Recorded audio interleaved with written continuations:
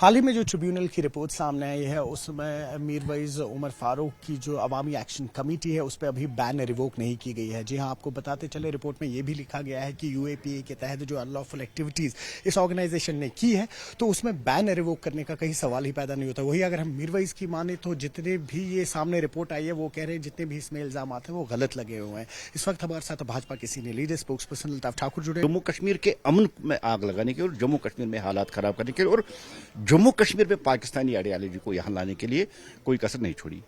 بین الحریت conference, عوامی action committee اس کا حصہ تھی، اور حریت کانفرنس وہی ہے جو یہاں پاکستان کو سپورٹ کرتی ہے، جو پاکستان یہاں جموں کشمیر کو پاکستان بنانا چاہتی ہے. یا جس طرح سے ان کے کیلنڈرز آتے تھے، جس طرح ہڑتالیں آتی تھی، یا جس طرح سے ان کی کالیں آتی تھی، اور عوامی ایکشن کمیٹی اس کا حصہ ہوا کرتی تھی اور وہ بھی ان کیلنڈروں میں برابر کی حصے دار ہوتی تھی. اب جس طرح سے ٹریبونل نے اس بین کو برقرار رکھا، جو ہوم منسٹر کی طرف سے رپورٹ آئی تھی، جس طرح سے ہوم منسٹر نے اس کو کالا دم قرار دیا، کیونکہ عوامی ایکشن کمیٹی بھی ہی اینٹی نیشنل ایکٹیویٹیز میں شامل رہی ہے اور ہے، اس لیے اس کو بین کیا گیا ہے.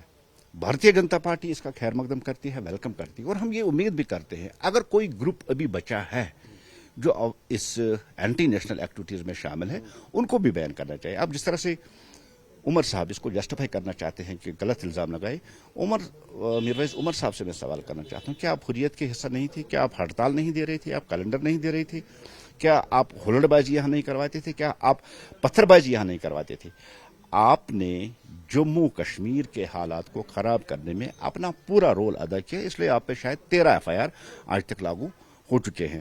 اور جس طرح سے آپ نے جموں کشمیر میں دنگے، جموں کشمیر میں خاص کر کشمیر میں پتھر بازی، کشمیر میں سٹون پیلٹنگ، ہڑتالیں، کیلنڈر، آپ کا مین رول اس میں ہوا کرتا تھا. اور اسی کو مد نظر رکھ کر ایجنسیز کی رپورٹ کو دیکھ کے جس طرح سے آپ نے اینٹی نیشنل ایکٹیویٹیز کی، جس طرح سے آپ نے بھارت کے خلاف جنگ چھیڑ کے رکھی تھی، اور جس طرح سے آپ جموں کشمیر کو پاکستان بنانا چاہتے تھے، ان سب کو دیکھتے ہوئے آپ کی جو تنظیم تھی یا جو آرگنائزیشن تھی، عوامی ایکشن کمیٹی جو تھی، اس کو بین کیا گیا ہے.